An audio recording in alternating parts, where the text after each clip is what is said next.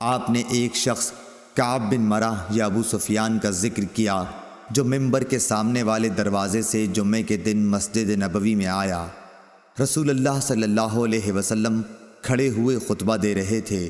اس نے بھی کھڑے کھڑے رسول اللہ صلی اللہ علیہ وسلم سے کہا، یا رسول اللہ صلی اللہ علیہ وسلم، بارش نہ ہونے سے جانور مر گئے اور راستے بند ہو گئے، آپ اللہ تعالیٰ سے بارش کی دعا فرمائیے۔ انہوں نے بیان کیا کہ رسول اللہ صلی اللہ علیہ وسلم نے یہ کہتے ہی ہاتھ اٹھا دیے۔ آپ صلی اللہ علیہ وسلم نے دعا کی کہ اے اللہ ہمیں سیراب کر، اے اللہ ہمیں سیراب کر، اے اللہ ہمیں سیراب کر۔ انس رضی اللہ عنہ نے کہا، بخدا کہیں دور دور تک آسمان پر بادل کا کوئی ٹکڑا نظر نہیں آتا تھا اور نہ کوئی اور چیز، ہوا وغیرہ، جس سے معلوم ہو کہ بارش آئے گی، اور ہمارے اور صلح پہاڑ کے درمیان کوئی مکان بھی نہ تھا کہ ہم بادل ہونے کے باوجود نہ دیکھ سکتے ہوں۔ پہاڑ کے پیچھے سے ڈھال کے برابر بادل نمودار ہوا اور بیچ آسمان تک پہنچ کر چاروں طرف پھیل گیا اور بارش شروع ہو گئی۔ خدا کی قسم ہم نے سورج ایک ہفتے تک نہیں دیکھا۔ پھر ایک شخص دوسرے جمعے کو اسی دروازے سے آیا۔ رسول اللہ صلی اللہ علیہ وسلم کھڑے ہوئے خطبہ دے رہے تھے۔ اس شخص نے پھر آپ کو کھڑے کھڑے ہی مخاطب کیا کہ یا رسول اللہ صلی اللہ علیہ وسلم، بارش کی کثرت سے مال و منال پر تباہی آ گئی اور راستے بند ہو گئے، اللہ تعالیٰ سے دعا کیجیے کہ بارش روک دے۔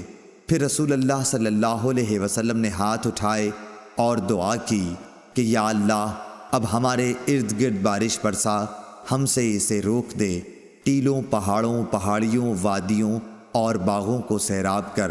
انہوں نے کہا کہ اس دعا سے بارش ختم ہو گئی اور ہم نکلے تو دھوپ نکل چکی تھی۔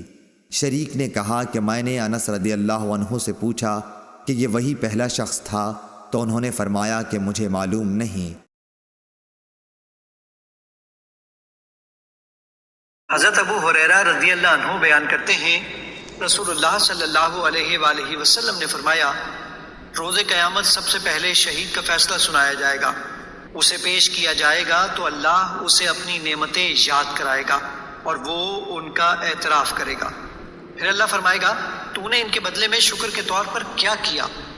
وہ عرض کرے گا، میں نے تیری خاطر جہاد کیا حتیٰ کہ مجھے شہید کر دیا گیا۔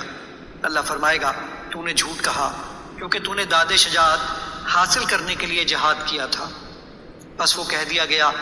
پھر اس کے متعلق حکم دیا جائے گا تو اسے منہ کے بل گھسیٹ کر جہنم میں ڈال دیا جائے گا۔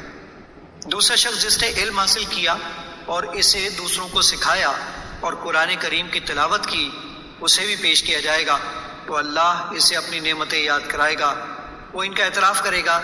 اللہ پوچھے گا کہ تو نے ان کے بدلے میں کیا کیا؟ وہ عرض کرے گا، میں نے علم سیکھا اور اسے دوسروں کو سکھایا اور میں تیری رضا کی خاطر قرآن کی تلاوت کرتا رہا۔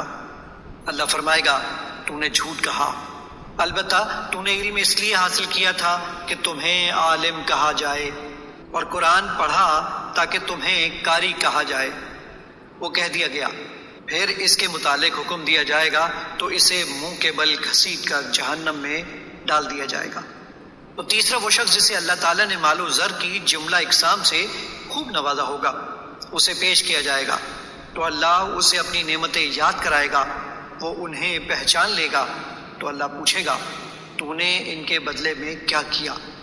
وہ عرض کرے گا، میں نے ان تمام مواقع پر جہاں خرچ کرنا تجھے پسند تھا خرچ کیا۔ اللہ فرمائے گا، تو نے جھوٹ کہا، تو نے تو اس لیے خرچ کیا کہ تجھے بڑا سخی کہا جائے۔ بس وہ کہہ دیا گیا۔ پھر اس کے متعلق حکم دیا جائے گا تو اسے منہ کے بل گھسیٹ کر جہنم میں ڈال دیا جائے گا۔ ایک دن حضرت صلی اللہ علیہ وسلم لوگوں میں تشریف فرما تھے کہ آپ کے پاس ایک شخص آیا اور پوچھنے لگا کہ ایمان کسے کہتے ہیں؟ آپ صلی اللہ علیہ وسلم نے فرمایا کہ ایمان یہ ہے کہ تم اللہ پاک کے وجود اور اس کی وحدانیت پر ایمان لاؤ اور اس کے فرشتوں کے وجود پر اور اس اللہ کی ملاقات کے برحق ہونے پر اور اس کے رسولوں کے برحق ہونے پر اور مرنے کے بعد دوبارہ اٹھنے پر ایمان لاؤ۔ پھر اس نے پوچھا کہ اسلام کیا ہے؟ آپ صلی اللہ علیہ وسلم نے پھر جواب دیا کہ اسلام یہ ہے کہ تم خالص اللہ کی عبادت کرو اور اس کے ساتھ کسی کو شریک نہ بناؤ، اور نماز قائم کرو اور زکوٰۃ فرض ادا کرو اور رمضان کے روزے رکھو۔ پھر اس نے احسان کے متعلق پوچھا۔ آپ صلی اللہ علیہ وسلم نے فرمایا، احسان یہ ہے کہ تم اللہ کی عبادت اس طرح کرو گویا تم اسے دیکھ رہے ہو۔ اگر یہ درجہ نہ حاصل ہو تو پھر یہ تو سمجھو کہ وہ تم کو دیکھ رہا ہے۔ پھر اس نے پوچھا کہ قیامت کب آئے گی؟ آپ صلی اللہ علیہ وسلم نے فرمایا کہ اس کے بارے میں جواب دینے والا پوچھنے والے سے کچھ زیادہ نہیں جانتا، البتہ میں تمہیں اس کی نشانیاں بتلا سکتا ہوں۔ وہ یہ ہیں کہ جب لونڈی اپنے آقا کو جنے گی اور جب سیاہ اونٹوں کے چرانے والے دیہاتی لوگ ترقی کرتے کرتے مکانات کی تعمیر میں ایک دوسرے سے بازی لے جانے کی کوشش کریں گے، یاد رکھو قیامت کا علم ان 5 چیزوں میں ہے جن کو اللہ کے سوا کوئی نہیں جانتا۔ پھر آپ صلی اللہ علیہ وسلم نے یہ آیت پڑھی کہ اللہ ہی کو قیامت کا علم ہے کہ وہ کب ہوگی۔ پھر وہ پوچھنے والا پیٹھ پھیر کر جانے لگا۔ آپ نے فرمایا کہ اسے واپس بلا کر لاؤ۔ لوگ دوڑ پڑے مگر وہ کہیں نظر نہیں آیا۔ آپ صلی اللہ علیہ وسلم نے فرمایا کہ یہ جبرائیل علیہ السلام تھے جو لوگوں کو ان کا دین سکھانے آئے تھے۔ غزوہ خندق کے دن نبی کریم صلی اللہ علیہ وسلم نے دشمن سے خبر لانے کے لیے صحابہ رضی اللہ عنہم سے کہا تو زبیر رضی اللہ عنہ تیار ہو گئے۔ پھر ان سے کہا تو زبیر رضی اللہ عنہ ہی تیار ہوئے۔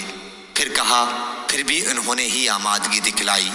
اس کے بعد آپ صلی اللہ علیہ وسلم نے فرمایا کہ ہر نبی کے حواری مددگار ہوتے ہیں اور میرے حواری زبیر رضی اللہ عنہ ہیں۔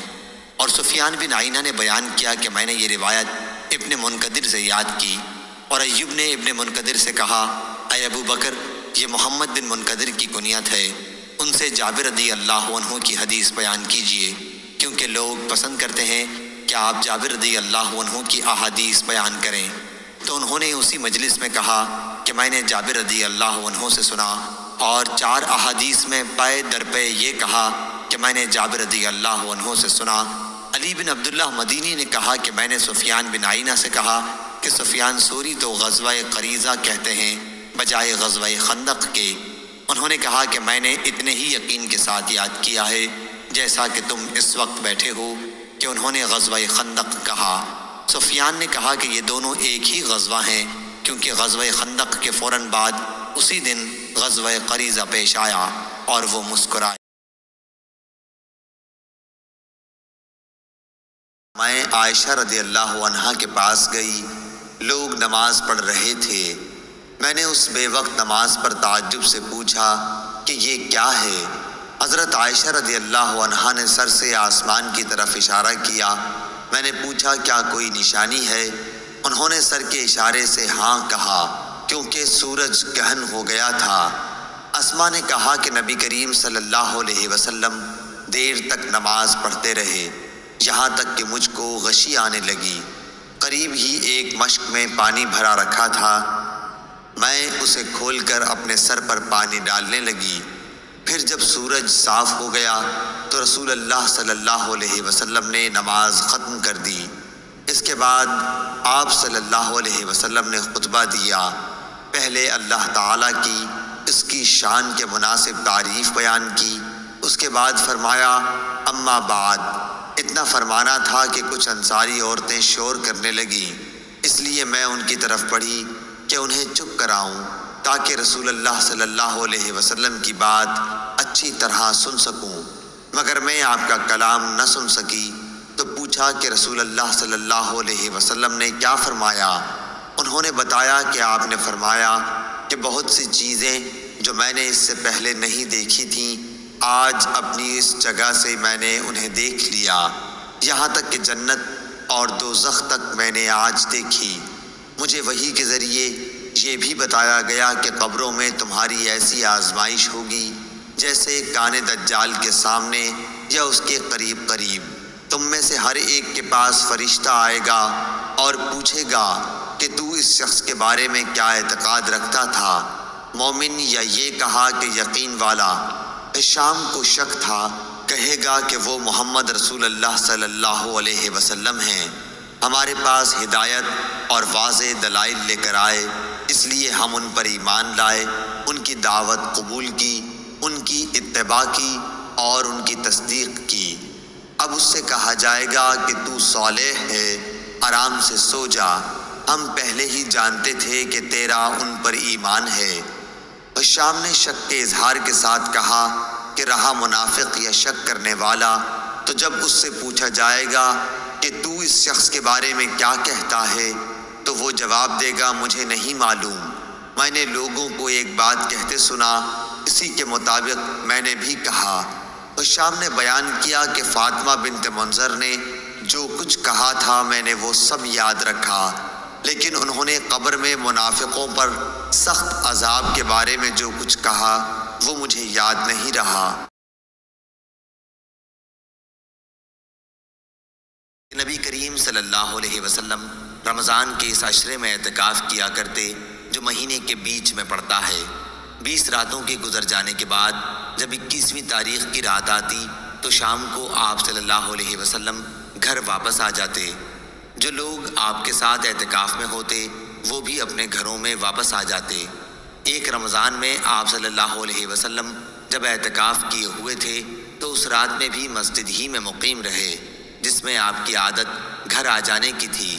پھر آپ نے لوگوں کو خطبہ دیا اور جو کچھ اللہ پاک نے چاہا آپ نے لوگوں کو اس کا حکم دیا۔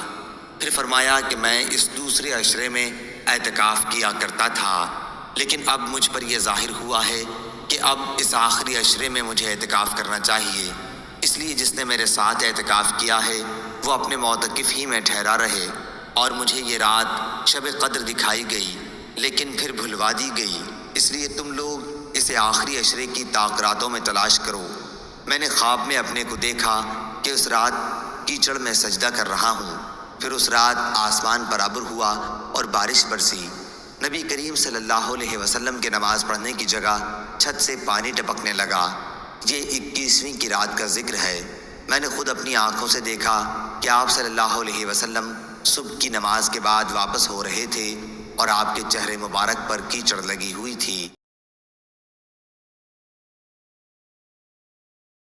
رسول اللہ صلی اللہ علیہ وسلم کے زمانے میں 1 سال قحط پڑا۔